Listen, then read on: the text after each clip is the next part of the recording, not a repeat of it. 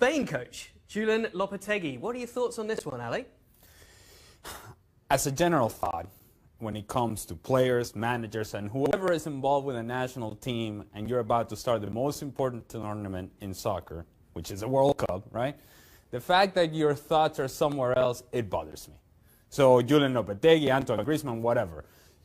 Lopetegui is about to lead a national team who's one of the favorites to win the World Cup, and now his thoughts are with Real Madrid. That I don't like. Maybe that's the reality that we live in. Maybe that's the world we live in. But I don't like it, and I don't care for it. If I'm a player in that locker room, if I'm a fan of Spain, I'm thinking, wait a minute, why are we not focusing on what's in front of us? The most important tournament, right here, with an opportunity to win it, and we're thinking about Real Madrid. Which by the way, then leads me to the next thing. You're Julen Lopetegui. Who are you calling first? Well, you got to call Cristiano Ronaldo, don't you? You got to contact Gareth Bale, don't you? You got to talk to Sergio Ramos. And none of them you're talking to about the World Cup. You're talking to them about Real Madrid and what's ahead with Real Madrid. That bothers me. Julen Lopetegui just signed an extension with the Spanish national team. And now he's going to Real Madrid. I understand it from Real Madrid's perspective. They needed a manager, and they're usually in a position where they handpick a manager, where they can just go after whoever they want to. In this case, after the Zinedine Zidane saying, you know what, I'm leaving, they were all over the place, floundering for the last 10 days, not really knowing what their future was going to be. And it makes sense for them to say, hey, let's go after Lopetegui. From Lopetegui's perspective, I just don't care for the whole attitude of balancing two different things. And these are two big things. It's Real Madrid and the Spanish national team job. And somehow you're supposed to be successful with both. I don't get it. All very valid points. Of course, his predecessor, Del Bosque, knows Real Madrid very well indeed. Isn't this just the way that Real Madrid works? This is the way that Spain works. They accept it. He's got players in that dressing room who he's able to now communicate with on a whole new level. Yes, but I would like for him to communicate to that players about Spain, not about Real Madrid. He can manage that shit. Can he? All right. Well, let's say that Spain doesn't achieve the things that they're supposed to achieve in this tournament. You already have a reason to point out and say, well, wait a minute, we had the attention and the focus of this team divided 3 days before the World Cup. Come on now. The timing is not ideal. The appointment for Real Madrid makes sense. As for Julen Lopetegui, I think there's something to be said about my focus is single-minded here, now, with the World Cup. If Real Madrid really wants you, then tell Real Madrid, you know what? Hey, guys, you got to wait. You got to wait for another 3 weeks. You got to wait for another 4 weeks. When we're done with the national team, we can talk. But now my focus should be this. That's the approach I would take, but maybe I'm naive. Just a quick one then on looking beyond the World Cup. As a coach coming in there, is it dependent on what happens over the next few weeks with regards to whether you'll consider that a success or whether he'll get off and running in the right way? If the negativity comes in, they fall and foul at the World Cup, he doesn't do the job, suddenly it's a negative picture for Real Madrid? Well, it's a negative picture in that you got to get the situation sorted out with Ronaldo and Bale and what happens with the players, and you have to answer those questions. Once you answer those questions, then you can start evaluating Julen Lopetegui. But if he doesn't do well with Spain in the World Cup, then you already are on a slippery slope. And can you really recover from that? I'm not so sure. I think you've opened up a whole kind of worms here that you did not need to open if you're Julen Lopetegui, and really if you're Real Madrid. But in particular, personally, Julen Lopetegui, man, your job is with the national team right now. And I know this has worked in the past with Antonio Conte. I just don't like it. The whole premise of you thinking about Real Madrid and the national team, and we're going to juggle these things. Maybe people can walk and chew gum at the same time. I just don't see it for Lopetegui. Okay, well, Florentino Perez has clearly made up his mind. He's got the plan in place, and he's very happy with the announcement. As for the fallout for Spain, only the next few weeks will tell, but a 3-year deal for Julen Lopetegui, the new Real Madrid manager.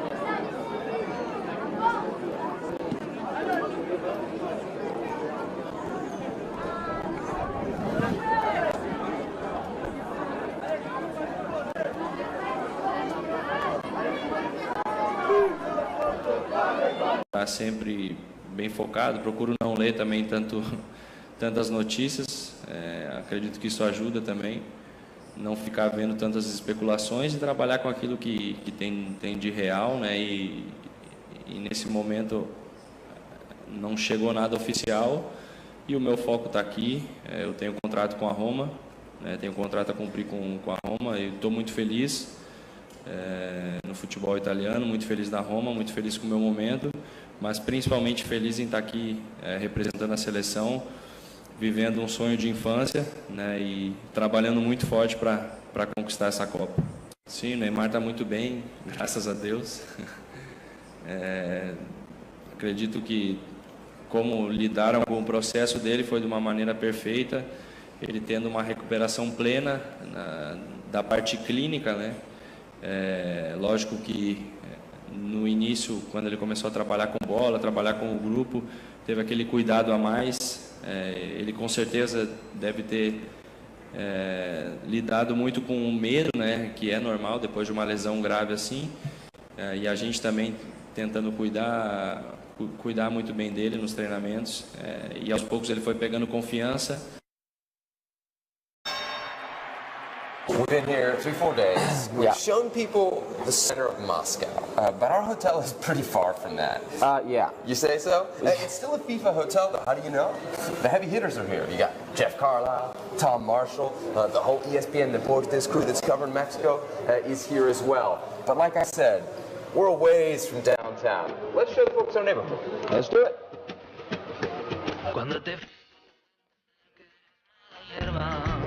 We are actually in a Chinese-owned business park. Yes. We weren't sure if we could shoot with our big actual camera. So the wind that you hear right now is because we're shooting off the summer.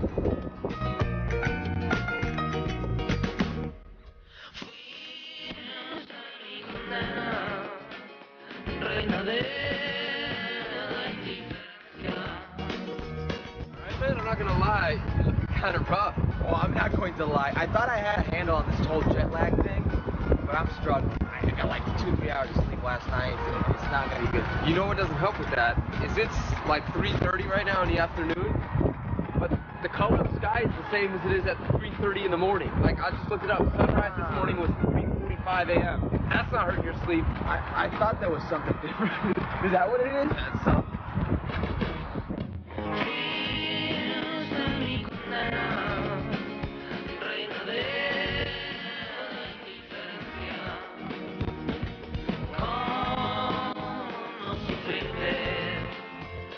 First place in the supermarket we gotta go. It's the toy aisle. Of course, you would want to end up in the toy aisle. Wow. I got something for you. Oh yeah? I don't know if you're tall enough to participate. Look at the bits and skits he's doing. I'm not tall enough to participate. Do you want to check it? Are you? Yeah, let's see. Do I reach the height requirement? World Cup fever exists even right here in the supermarket. Check it out.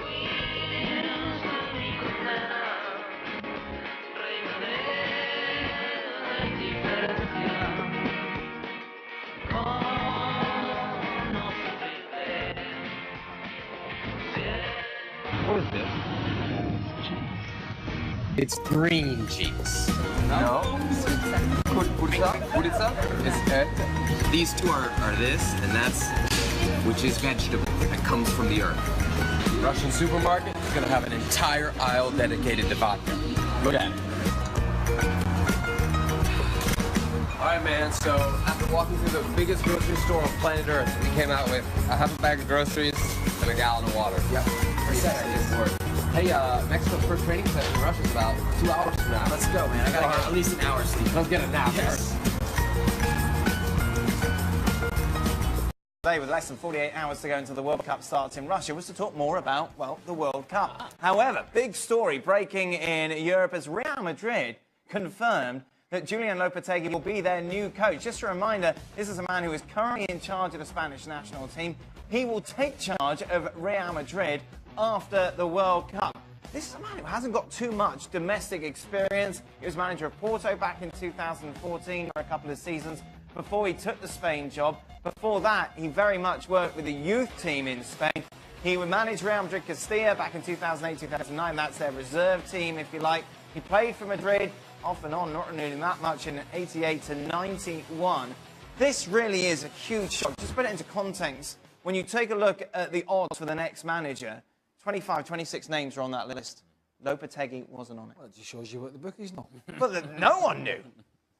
This is That's what a good job he's been doing for Spain, because he's turned They Spain weren't around. that good. He wasn't on the bookies list. Yeah, but because they thought he would stay with Spain. And, you know, I think he did a very good job with the Spanish junior sides, under 19, under 21s. That's where he made his name. He didn't do quite so well at Porto, because he was brought there to win the championship. He didn't win the championship. But since he's been the manager of Spain, I think he's turned their fortunes around. They look a much better side. He's sort of blended the old Spain of keeping the ball with more penetration. So I think he's done a good job. But I was surprised that he was the Real Madrid manager. Everyone's surprised. This is completely out of left field. The timing could not be worse. We're 3 days away from the World Cup, and Spain is one of the favorites to win this tournament. And somehow, now the attention of Spain is divided because Julen Lopetegui has decided to take on Real Madrid. Look, call me old school. I don't know. But maybe your priority should be on the World Cup, which is about to start. Maybe you don't worry about Real Madrid. Maybe you tell Real Madrid, look, if you really want me, if you really want to have a conversation, let's do this after the tournament. Let me focus on what I have. Is he not looking after himself a little? Say everything goes wrong in the tournament, then he's never going to have a chance to manage Real Madrid again. So surely he's just pretty much second-guessing himself. That's on Lopetegui. I'm saying from the perspective of the outside looking in, I'm thinking, man, your focus should be on having your team prepare. What is the first phone call that Julen Lopetegui is making to his players? Who's the first players he's reaching out to for Real Madrid? That's Cristiano Ronaldo, isn't it? I mean, don't you want to know and have assurances that he's going to be in your team? Who does Spain play in the first game? It's Portugal. So, honestly, the timing is all wrong, and it's unacceptable, to be quite honest with you. The way I look at it is you focus on the team that you have in hand. You focus on the tournament that you have in front of you. You focus on the players that you have in your locker room. To be looking out for himself after the tournament, so be it. But right now, 3 days before the World Cup, the biggest tournament in the World Cup, the biggest event in soccer and football across the world, come on, man. Reports in Spain suggested that the Real Madrid players in the Spanish camp knew, and then someone else found out, so then he had to come public and tell everybody before the rumours and everything. I don't care. Don't bore me with how the story got out. OK, well, that's never stopped me before. I'm with Ali here, 100%. I don't care what he does at Real Madrid down the line. We're going to focus on the World Cup, right? And here's you've got a guy who's managing a side capable of winning the World Cup, but it's a difficult 5 weeks because you've got to manage a lot of problems, a lot of players, a lot of egos. You've got the tactics, the press, the media, the training. You've got everything to deal with, right? And I guarantee, what's he going to be doing? He's going to be half World Cup and half phoning agents, trying to talk to players. No, Sean. Well, are you telling me? Presumptuous, isn't it? Are you telling? Why can't you just say, are you telling this me? time I'm focusing on Spain? Because people, and subconsciously, you cannot switch off. He will have one eye on what he needs to do at Real Madrid next year. Really? Do you believe that? It has worked in recent years. 100%. It's worked in recent years. Antonio Conte knew he was going to Chelsea, but it did well for Italy. They played far better than everybody thought they were going to play. Louis van Gaal was going to be the manager of Manchester United, but the Dutch got to the semi-final and won the third place player. They got lucky. They may have got lucky, but it worked. I'm not saying it's the right thing. I agree with both of you, but it has worked before with Conte and okay. Look, I know that people can walk and chew gum at the same time, okay? Yeah. But we're not talking about just any tournament, and we're not talking about just any team. We're talking about one of the favorites, Spain, and we're talking about Real Madrid. How you were able to juggle that, it's something that I don't think he should have put himself through, but more importantly, he should not be putting his players through, because you know what the conversation is going to be in Spain and the Spanish media? You know what every press conference, every question is going to be about? And the players have now got an excuse as well. If they don't perform well, the manager wasn't focused. And there's the issue. The press, the manager wasn't focused. That's if we start losing games. And so that's the big problem. He has exposed himself as well, because now you're open a door that you didn't need to open. If Real Madrid was really interested in you, what is wrong with saying, hey, buddy, let's talk after the Because it might all go wrong at the World Cup. Well, he's got no confidence. Hold on a second. If that's the way that you're approaching the tournament, then it might all go wrong. That's it. This is your one chance to manage Real Madrid. They come knocking. Well, he's coaching the Spanish national team. It doesn't get any bigger than that. I'll tell you what, if he thinks he can't manage... It obviously does. If he thinks he's going to... No, for him. If the Spain job was so important, why would he turn down and rip up his contract that's got him in charge till 2020? Did you not Probably hear me three when times I the say money, that's the that reason. I thought that the timing was all wrong? You said that it's the biggest job. It's clearly not for him. It's clearly not the biggest job. Money will also dictate it's not the biggest job because Real Madrid will pay 3 times as much as probably Spain are paying him. Okay, so are you defending the decision? I'm not defending the decision. Are you defending the decision? I'm just saying that's the one reason he'd it's go. the biggest job coaching Spain. No. For him, it clearly isn't. 3 days before the World Cup, yes, it's Spain, the Spain national team job, yes, it's bigger than Real Madrid. Yes. 3 days before the World Cup, yes. For him, clearly not. If you're saying... Listen, No, but listen, if you're saying, oh, you had to take it now because if it all went wrong from at the World Cup with Spain, he wouldn't have got the Real Madrid job. If he thinks it was all going to go wrong for him with Spain and this multi-talented group of players, it's never going to work for him at Real Madrid. Yep. But what if they give him a contract now or never? You can't Now manage or this never Spanish team to a good finish at the World Cup. Might not win it, but to a good World Cup. He's never going to manage and deal with all the pressures at Real Madrid. I thought Spain were going to win the World Cup. That would change my mind. Oh, don't start using that as an the excuse press, to get No, wrong. he's left himself open to an absolute smashing from the Spanish press. If it goes a bit wrong for Spain, he is going to get absolutely battered. And Robbo, I think it was that said it, the players will just say, well, things haven't been quite right behind the scenes. The training's not been right. All the excuses will come out. There. And You they'll don't point to need the too many. manager. Players don't need too many excuses to start pulling the wool over people's eyes. Anyway, they'll blame somebody else for the good luck. mistakes. Because hey, he'll be getting battered next year anyway because he's never out the microscope with Real Madrid. He's a anyway. Real Madrid lover, isn't he? That's why he's saying it's a good. Oh, that's why he was happy. Said nothing. Meanwhile, has angered some journalists because he said that he was going to make a statement about his future. This was his statement. Get ready. I'm really very sorry. I know that many of you are waiting for my decision, but I will not be revealing it today. I have made my choice. However, today is not the time nor the place to say what it is. I actually don't. I actually think he thinks there's more people waiting for the decision than there actually is. There might be a few, but some fans, but there's not that many around the globe waiting on Antoine Griezmann's decision. Quite a lot. Well, how many? Well, he's a big star, aren't they? They want to know, is he going to go to Barcelona or stay at Atletico? It's the Atletico Madrid fans that probably want to know. And Barcelona fans, you'd suggest. Sure, they're not that desperate. Don't know what shirt to get. They've got, right, Jules. Enough good enough players, have they not? This is a big story. Where is he going? Well, that's the big question. Yeah, we really thought that today, because he rarely comes to do press conferences when he's with the national team, we thought maybe today is the day where he's going to announce it. He's always said that he would reveal it before the start of the World Cup. So we thought, okay, today is the day. Actually, it wasn't the day at all. He said that he's made his mind up, but didn't reveal, as you said, where he's going to go. He's either staying or going to Barcelona. We all know that.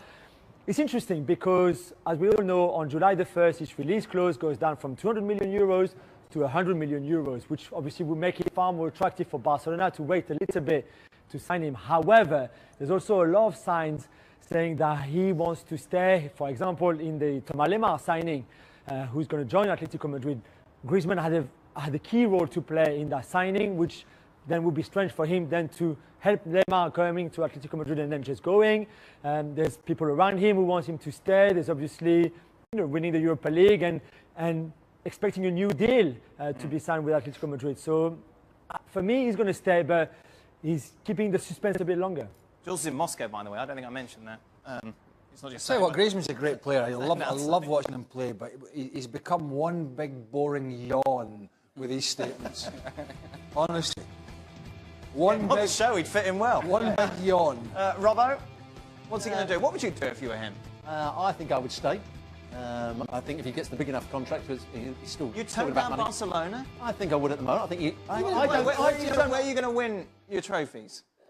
Probably Barcelona, but I think he's settled at Atletico Madrid. He's got a good understanding now with Diego Costa. He's talking about Lemar coming. Sometimes you're better off staying at the club where you're loved and you know exactly what your role is in the side. Easy street. And going, yeah, sometimes people would call it easy street. Sometimes it's best for people to stay. And I think he'd be. Where's your do the right ambition? thing. I think he's still ambitious. You still want to make your team the best team. He wants to make Atletico Madrid Well, champions, La Liga champions. He wants to make them a big side in Europe. They're in the Champions League because they won the Europa League. So I think that, of course, he could go to Barcelona. But I think he would actually do okay staying at Atletico Madrid. I mean, you get one chance in your career a lot of times to go to some... It's like managing Real Madrid, one chance. This is the... it's the one time in his career that probably 4 or 5, maybe half a dozen of Europe's biggest clubs could all take this guy. Probably the only time. So you would go? Well, 100%. Take the chance now, you won't get it again. I just think that Antoine Griezmann and Atletico Madrid have achieved what they were going to achieve together. That's it. I think they've reached the ceiling. It's not going to get much higher. It was a great run, and so now it's time to find something new, find something different, set different challenges for yourself, and set different objectives. This was the opportunity for Antoine Griezmann. From what we hear is, maybe being comfortable in Madrid is what he thinks is best for him, maybe best for his family. Who knows? The truth of the matter is that the opportunity is there, and he doesn't want to take it. What are French fans making of this? Because it is kind of distracting, isn't it, with the World Cup just around the corner, Jules? Yeah, it is a bit. And also, the question is, why, if he was staying, why not saying it? He could have said it 2 weeks ago. He could have said it after the Europa League final. He could have said, listen, I'm happy here. My family is happy. I'm staying. I like the coach. I like the fans. I like him. Instead, he's not saying anything that can make you believe, well, okay, because he's going then. But then there's also signs, as we said, that he wants to stay. I agree a bit with the boys in terms of the lack of ambition. Although Barcelona's project, the way they presented it to him, is like, you're going to play wide. He doesn't really want to play wide. So I can see the cons as well of joining Barcelona. It's an interesting one. I just want, like Craig said, I want an end to it. I want to know. I wanted him to say, okay, I'm staying, I'm going. But I think we've done enough. I can't remember them, but you can go and check them out. Burley's World Cup Predictor over on the website. And speaking of Predictor, it is time for Alejandro Moreno to step up to the plate and tell us exactly how he thinks the teams will get on in the World Cup. Let's start off with the group stages, as always. Take you through it. You've got Russia going through over Egypt, Spain, Portugal, no real surprise there. Friends, Denmark, Argentina, Croatia. Let's take it through to the other groups. You've got Mexico not making it through, Ali. I just feel that Mexico is a team that is going to have a lot of the ball, and a team like Sweden feels comfortable in doing that. But Mexico doesn't defend set pieces very well, and that Sweden is an area that they do very well. In that game, Sweden may just win with a set piece and would be enough for Germany and Sweden to go through. Belgium, England, meanwhile, Colombia, Senegal, Poland not making it. So let's just take a look then at how that sets things up for the bracket, starting off with Spain against Russia. Am I allowed to touch this, or is it all you? No, you touch these bits now. Okay, all right, okay, fine. I'm going to go with Spain. Okay. Argentina, Denmark. Yeah. Self-explanatory, yes. Germany, Switzerland. Self-explanatory. Okay, well. now this is interesting, isn't it? Colombia, England. It gets a little interesting. And see, this is where I could go with my South American roots. And that's what I'm going to do. Oh, he teased me there. I just thought there might be a little bit of love for England, no, but there wasn't. Okay, let's go to the other side. South American, Uruguay to go through. Is this where we're just going now? I think the roots of South America come just short in this one. Really? Why Portugal over Uruguay? Cristiano Ronaldo will have a big game, and it'll be enough to get past Uruguay. Uruguay is a difficult team to play against, but I don't think they're as good as they have been in the past. I didn't think you'd say that. France, Croatia. That's France, maybe. Is that France? France. We'll go with France. Brazil, Sweden. Yeah. Belgium, Senegal. That's going to be a good game. It's going to be a good game, but not good enough for Senegal. Really? Belgium to go through. Okay, let's take it through to the quarterfinals then. Portugal, France. And that's game set. Don't press that yet. You got to press that. Sorry. My bad. Game set match for Portugal and Cristiano Ronaldo. See you guys later. And Belgium, hey, yeah, well, you are a dark horse, not anymore. See ya. Take care. Dark horse is gone. Brazil, France. Okay, let's take it to the other side. Spain, Argentina. That hurts. This is a tough. I don't even remember what I did here, but Spain. Spain? Yeah. Germany, Colombia, I imagine a little easier. Yes, indeed. Yes, that South American love didn't last very long. No, that's it. France and Brazil. It's Brazil. It's still Brazil. Spain, Germany. And it's still Spain. Look, I'm not picking upsets here. I'm going with the higher ranked teams. And when it comes to it, Neymar, Brazil, too much for Lopetegui, and Spain. Brazil then to win the World Cup, according to Ali. What do you think? Well, you can go over to the website, fill out the match predictor for your chance to win a share of $40,000. Length really about Brazil, but not too much about the defending champions. It just seems to be a given because they're Germany and because they've won it before and because they're organised, they've got a good squad, that they will go far in this tournament. They go quite a way, but I don't think they're going to go to the very end. I don't think this is the Germany of 4 years ago. I think he's made a strange decision, the manager, in leaving Leroy Sané out. Was one of the best players in the Premier League and putting Julian Brandt in the squad. Timo Werner as a striker is an OK striker. He's going to lead the line. I don't think he's an outstanding player. So there's lots of things that I think are wrong with Germany. Hummels has had a poor season for Bayern Munich. He looks as though he's slow to turn. He's not very good on his recovery runs. They're a good side, but they're not the side they were 4 years ago, and I think they've got a slight... I think one of the things we talked about it was the Leroy Sané issue. As good as he's been, was Jogi Löw had more than hinted at the fact that it was the fact he might be a problem if he doesn't play, and I think that was more the issue than his actual football. Well, let's bring Raf Onyxine into the show from Moscow.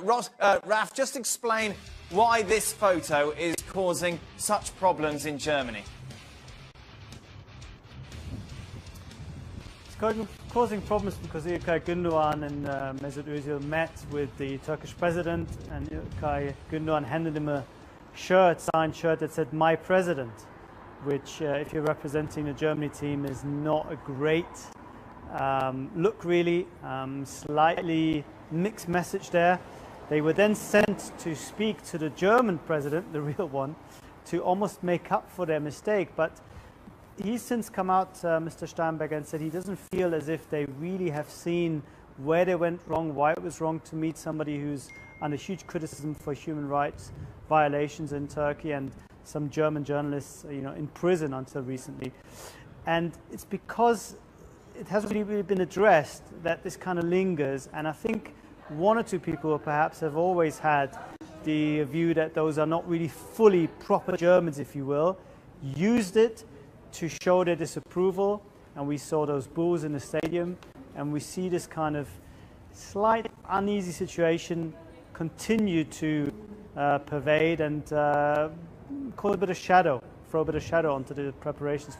How do you think England are going to start out this tournament? This is the team you think Southgate should go with or will go with? I think this is the team he will go with. He's definitely going to play with a back three. Walker will be the right-sided centre-half, who's normally a right-back. Stone's the middle. Maguire, because they can all come out with the ball from the back. Trippier hasn't got a great deal of pace, but he's a good crosser of the ball down the right-hand side. Rose, I think, is a good athlete and do well down the left-hand side. But it does mean you have to play with two holding midfield players. Dyer will probably be more of the holding. Henderson can get forward. Ali in behind Sterling and Kane. I think that's the side he will go with.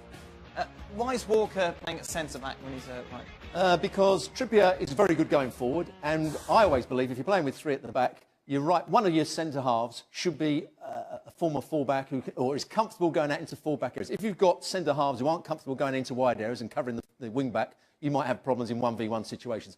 Walker is as quick as anybody doing that. And England did that in 1996. I know it's a long time ago when they played with three at the back. Neville played as the right-sided centre-half and Stuart Pearce played as the left-sided centre-half. So I think it sometimes worked, and I think that's the best side that he could probably pick. Do you agree? Yeah, more or less. I don't think he's got a lot of other options, to be honest. The worry I would have from an English perspective is the midfield and the back line in particular, particularly the back three.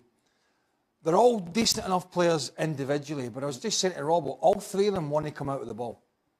Maguire comes out with Leicester all the time. Stones takes chances, and all Walker will want to do is get forward, because he hasn't really got that discipline. So there's no, what I would call, natural centre-half there that's going to sit and, I think, organise. So I think that could be a big issue. That's why Dyer's playing. So when one of those comes out, I'm not saying it's the right, but when one of those comes out, Dyer, as the holding midfield player, will drop back in, because he has played centre-half for Spurs quite on a number of occasions this season. I can tell you. Robbo loves his wing.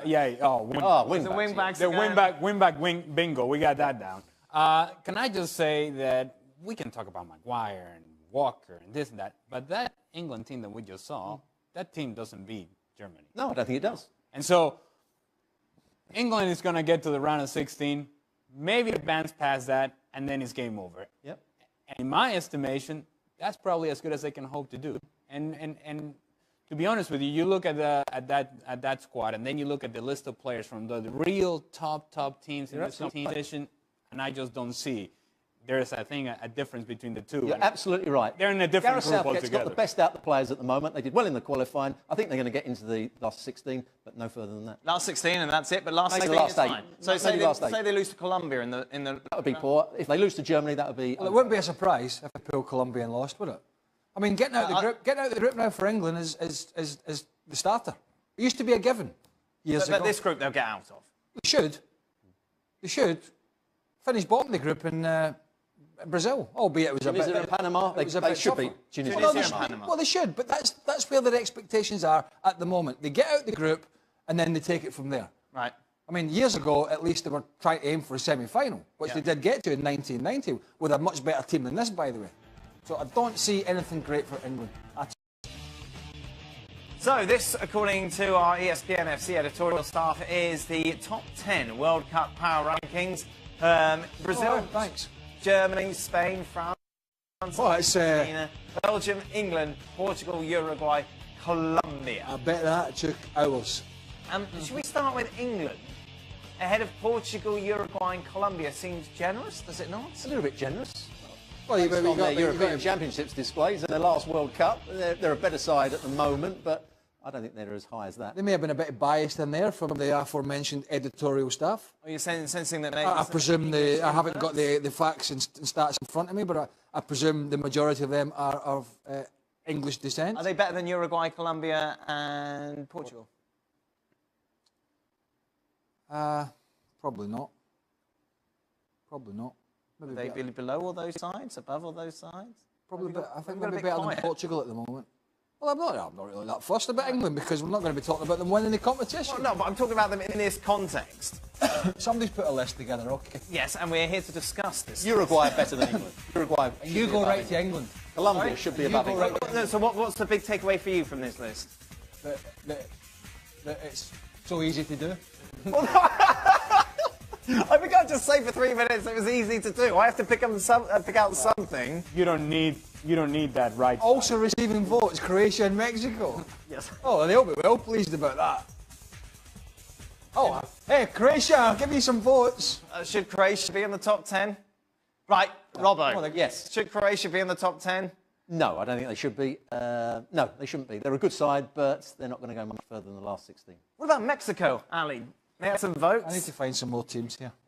Does that mean that we have Mexican representatives in the editorial room as well? Maybe, but do they deserve a place in that top 10? No, I don't think so. And I think even the Mexican media would tell you that they don't quite know what they're going to get from Mexico in this World Cup. There's been a whole lot of conversation about Juan Carlos Osorio and the rotation that he has with players, no consistency in the starting lineups.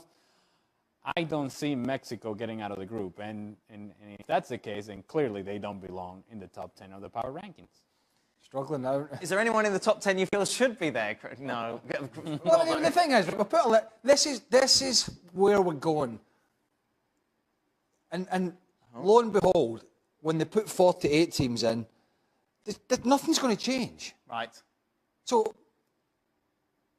what's the point? So what you're saying, you should just... What's the point? Putting a list together, a power rankings list of World Cup teams and saying, oh, discuss this. Oh, there's 15 teams that could be in there. No, there's not. There's not. So those 10 are the right teams? About so, yeah. World Cup winners, Uruguay, the first six of the teams. What about the order of those teams? I tell you what, this list is really upsetting me. No kidding. You don't say. It's been a long day. I don't need editorial sending us that. And then you talking about England. Well, I had 3 minutes, Craig. What do you want me to do? I don't know. Think outside the box. For more on this ranking, go over to the website. Shaka's breaking it down. Oh, boy. Welcome to Extra Time. We've been in the studio for a very long time today. Yep. So who knows what this could deliver. Yep. You okay? Get through this. The tournament's not started and you're already looking over at me thinking, how the hell am I going to get through this? I don't know, we've what, had 4 years together, 5 years? You've done well to last that long. Well, it's been some tough moments. Roller coaster, really. Why are all experts rating Portugal so low? Isn't the fact they are reigning Euro champions in consideration? Some of ESPN experts, like Mr. Gab and Mr. Julian, didn't even have them getting out of the group in their respective predictors. Where did you have them going in your predictor, Craig? On your list. Can we put it up? No, we can't put it up. I'm sure you remember. So imagine you got them finished second in the group. Right, then how were they going to play? Because you touched the screen with me. Someone big. Somebody tell me. Someone who wins their group. Somebody. Uruguay. Tell me. Uruguay? I think they play Uruguay. I had Uruguay going through. Yeah? Well done now. Right. The predictor is all So up I had here. them getting out of the group, and then I think I had them going out in the 16. Is that a flop for them? Well, you have to go to Lisbon. Obsessed with a flop, aren't you? Uruguay? Portugal? How far are they getting? I think I had them beating Uruguay and then losing in the quarters to France. Okay. Yeah. All right, we've got your predictor, Craig. Here it comes. Yay! Oh, Again. no Portugal. So Uruguay, you've got them beaten. So I didn't have them getting out of the group. Yes, Oh, yeah, they're getting out of the group. The round of 16, bit before this one. Bit. Well, who are they playing in the round of 16? Uruguay. Where? At the top. Oh, my God. It's the quarter-final. I didn't have to put the graphic up because I just said that. Oh, goodness me. Because Ali said Uruguay before they were getting the graphic. You got them. I've got them doing exactly the same as Craig. Why is this graphic? Being knocked out. You did ask for the graphic. No, I asked for it and then they were too late to bring it up. You said Uruguay, then the graphic come up. I don't want to see any more graphic. Who is going to finish the top scorer in this year's World Cup? Get that bloody thing off. Timo Werner. Timo Werner. Timo Werner. Wow. Why? Well, Come on, why? Because Germany's going to get a lot of opportunities in the group stage, and usually you get somebody who gets a big game, maybe scores a hat trick in the group stage, and then gets a couple more goals, and that's about it. It's 6 goals that get you the golden boot. So there you go, Timo Werner. Timo Werner. I'm going to go for the obvious Lionel Messi. I I think that's the obvious. He's not the favourite. I think he'll have a wonderful World Cup. He'll go and score most of Argentina's goals. He will be the outstanding player in the tournament. If Argentina do well enough, which I think they would do well enough by getting into the last 4. Maybe. What are you laughing at? I think I said Neymar. Right. Don't worry about what you said before. No one's going to hold you to it. No, but I'm actually not worried. Well, then why do you keep bringing it up? I'm just trying to get it right. Why? If you're not worried, then why worry I'm about it? trying to get it right. Why? I'm not worried. I'm just trying to get it right. Why are you worried about I it? like to be right. Sure you are worried about You it. can 'cause change keep your bringing mind it up. over the last 2 weeks. When do you come back? About 15 days time. Craig, what is your favourite golf course you've ever played on? And have you ever had a hole-in-one? Yeah, I've had 2. Pitch and putt, that one, wasn't it? 2 holes in 1. Did you see the pride there? I've had 2. I don't know why you had to wipe your nose when you said that. Because my nose was running. 2. That's a typical London thing. Well, I know he spent a bit of time in London. When you say something good, you have a little sniff after you say it. What's this guy? No, I'm having a sniff. Yeah. I'm actually having a sniff because my nose is running. I've got a little bit of a fever. World Cup fever, baby. I've got World Cup predictoritis. So, There we are. I had 2. I've actually had 2. And holes in 1 are not actually did you keep the skill. ball? Is the ball framed at home? They're lucky. When you get a hole in 1, it's quite lucky. More than anything Yeah. else. So I've had But a did you couple. get, like, is the ball One of them I framed? got in Portugal. Right. And I was on a lads' golf trip, and it was the last day. Oh, that must and be I expensive. had, let's just say I wasn't in the best of condition. Whilst playing? No, after the night before. Ah, okay. And so I was a bit rough. Right. And so I just got on the tee at par 3, hit any old club. That's the way you work. Just that easy. And it went in. You know, Any old club. that's when I get 2. Not 1, but 2. Well, I've actually had 3. Oh, my crikey. Do your nose thing again now. I've actually had 3. Can I tell you what? One of them was a provisional. So I put my first one in Yeah, the that drink. doesn't count. And then I Doesn't count. hold it for a That par. doesn't count. No, I know it didn't count, and that's why I So never, why'd you bring it up? because I never bought the lads a drink. Why'd you Well, bring they it said up? it was. Well, they're Well, wrong. technically, it's a hole in 1. No, it's not. Anyway. It's a 3. Best course I've ever played? Got to be a Scottish one, isn't it? Bunbury. Yeah. Anyone who can help Craig return. Very difficult course. And if there's any tickets available, I would. Wow. ESPN FC is with you every day, by the way, throughout the world. We're with you every day anyway.